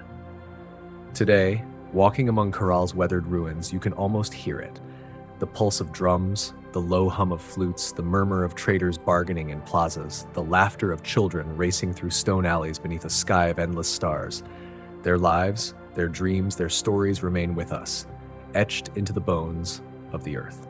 Caral teaches us that even when civilizations fall, their spirit endures, sleeping beneath sands, waiting to be remembered, waiting to inspire anew. In the grand timeline of human history, Caral shines not just as a relic of the past, but as a beacon for the future. A reminder that even in the harshest deserts, even beneath the heaviest sands, the seeds of wonder, wisdom, and peace can take root, building a world that reaches for the stars. After journeying through the resilience of medieval peasants, the courage of Anne Boleyn, and the remarkable rise of Caral, we hope you feel inspired by these stories of human strength, survival, and ingenuity. Are you satisfied with this exploration? If you enjoyed this video, please leave your thoughts and comments down below. Don't forget to like, share, and subscribe to our YouTube channel to support more inspiring content like this. And before you go, send your warmest goodnight wishes to everyone watching, because even in the darkest times, a kind word can light the way. Good night, and thank you for being here with us.